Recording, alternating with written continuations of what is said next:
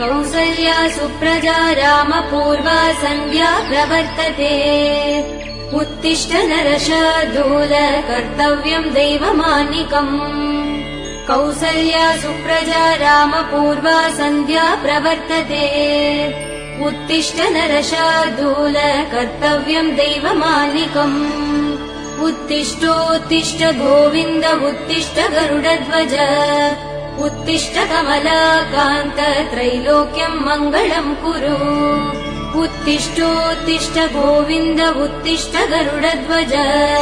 उत्तिष्ठ कमलाकान्त त्रैलोक्यम् मङ्गलम् कुरु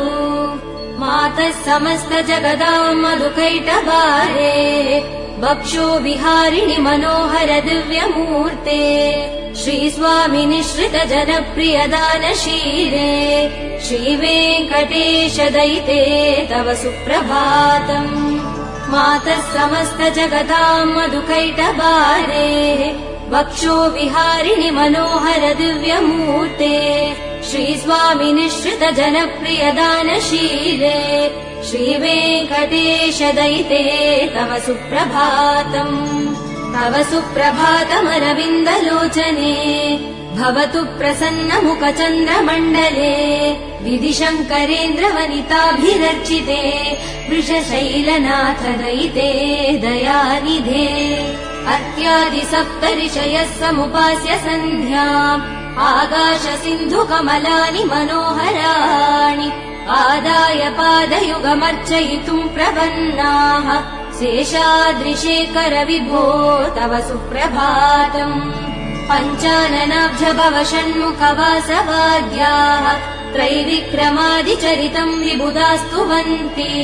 भाषापतिः पठति वासरशुद्धिमारात् शेषाद्रिशेखर विभो तव सुप्रभातम् ईषत् प्रफुल्ल सरसीरुहनारिकेल भूगत्रुमादिसु मनोहर पालिकानाम् आवादिमन्दमनिलः सह दिव्यगन्धैः शेषाद्रिशेखर विभो तव सुप्रभातम् उन्मील्य नेत्रयुगमुत्तम पञ्चरस्ताः पात्रावशिष्ट कदलीफलपायसानि भुक्त्वा सलीलमतकेळि सुखा पठन्ति शेषाद्रिशेखर विभो तव सुप्रभातम् तन्त्री प्रकर्ष मधुरस्वनया विपञ्च्या गायत्यनन्त चरितम् तव नारदोऽपि भाषा समक्रम सकृत्करचार रम्यम् शेषाद्रिशेखर विभो तव सुप्रभातम् भृङ्गावली च मकरन्दरसानुवित्त जङ्गारगीत निनतैः सह सेवनाय निर्यात्युपान्त सरसी कमलोदरेभ्य शेषाद्रिशेखर विभो तव सुप्रभातम् योषा गणेन वरदग्नि विमध्यमाने घोषालयेषु दधिमन्तन तीव्र घोषाः रोषात् कलिम् विदधते कपुपश्च कुम्भाः शेषाद्रिशेखर विभो तव सुप्रभातम् पद्मे च मित्र च तपत्र गतालिवर्गाः हर्तुम् श्रियम् कुवलयस्य निजाङ्गलक्ष्म्या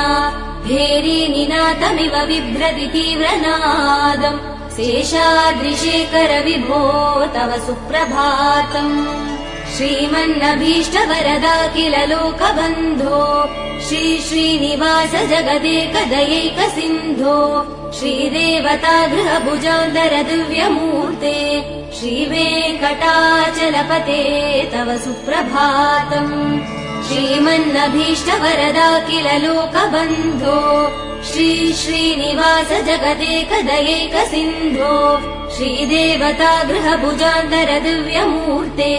श्रीवेङ्कटाचलपते तव सुप्रभातम् श्रीस्वामि पुष्करिणिकाप्लव निर्मलाङ्गाः श्रेयोर्तिनो हर विरिञ्चि सनन्दनाद्याः द्वारे वसन्ति वरवेद्रहतोत्तमाङ्गाः श्रीवेङ्कटाचलपते तव सुप्रभातम् श्रीशेषशैल गरुडाचल वेङ्कटाद्रि नारायणाद्रि वृषभाद्रि वृषाद्रिमुख्याम् आज्ञाम् त्वदीय वसतेरनि संवदन्ति श्रीवेङ्कटाचलपते तव सुप्रभातम् सेवापरा शिव सुरेश कृशानुधर्म रक्षोऽम्बुनाथ पवमान धनाधिनाथाः बद्धाञ्जलि प्रविलसन्निजशीष देशाः श्रीवेङ्कटाचलपते तव सुप्रभातम् घाटीषु देविह गराज मृगाधिराज नागाधिराज गजराज हयाधिराजाः स्वस्वाधिकार महिमादिकमर्तयन्ते श्रीवेङ्कटाचलपते तव सुप्रभातम् सूर्येन्दु भौम बुध वाक्पति काव्य सौरि स्वर्भानुकेतु दिविशत् परिषत् प्रधानाः त्वद्दास दास चरमावधिदास दासाः श्रीवेङ्कटाचलपते तव सुप्रभातम्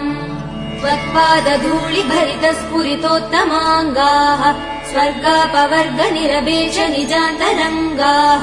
कल्पागमाकलनया कुलताम् लभन्ते श्रीवेङ्कटाचलपते तव सुप्रभातम् त्वद्गोपुराग्रसिगराणि निरीक्षमाणाः स्वर्गापवर्ग पदवीम् परमाम् श्रयन्त मर्त्या मनुष्य भुवने मतिमाश्रयन्ते श्रीवेङ्कटाचलपते तव सुप्रभातम् श्रीभूमिनायक दयादि गुणामृताब्धे देवाधिदेव जगदेक चरण्यमूर्ते